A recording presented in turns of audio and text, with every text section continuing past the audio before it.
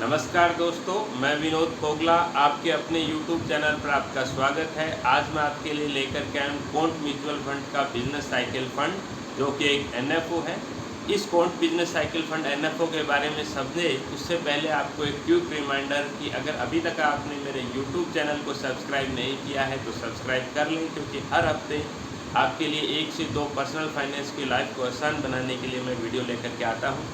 तो आइए समझते हैं बिजनेस साइकिल फंड कि ये पहले क्या कंसेप्ट है और फिर कोंट म्यूचुअल फंड का NFO किस तरीके का है और किस तरीके से काम करेगा, क्या एग्जिट लोड है, कौन फंड मैनेजर है, इन सब चीज़ों पे गौर करते हैं। तो सबसे पहले ऑलरेडी मार्केट में 5-6 म्यूचुअल फंड कंपनी ऐसी है जो बिजनेस साइकिल फंड को मैनेज कर रही है। ऑलरेडी उनका NFO या रनिंग स्कीम है। यह जो NFO है कोंट बिजनेस साइकिल फंड, ये ओपन एंडेड फंड है, जो कि एक थीमेटिक फंड है।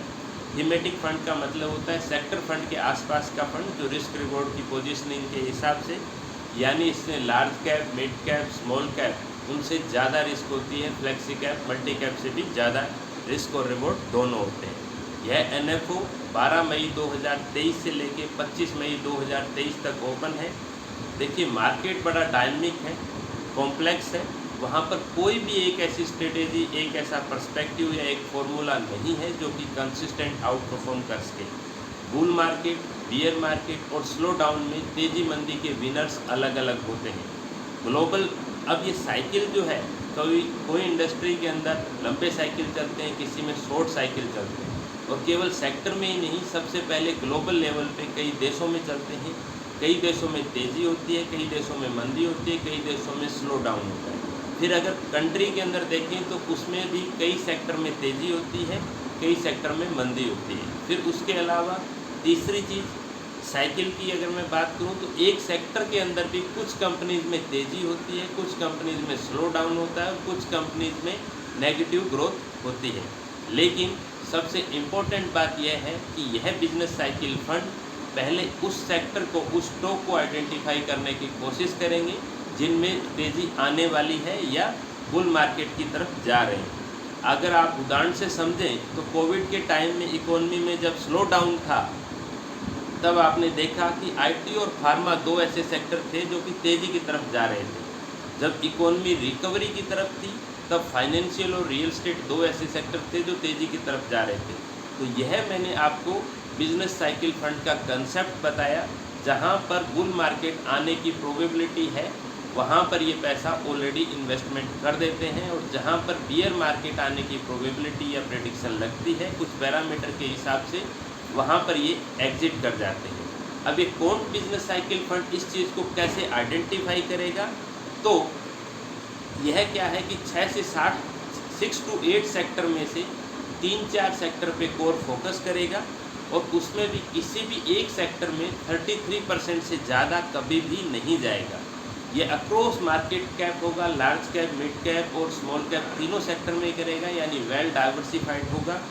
अब ये कैसे तय करेंगे कि इस सेक्टर में स्लो डाउन आने वाला है या बुल मार्केट है या बियर मार्केट है? तो उसके लिए ये कुछ मैक्रो इकोनॉमिक इंडिकेटर को वर्कआउट करेंगे। मैक्रो इकोनॉमिक इंडिकेटर क्या होते हैं?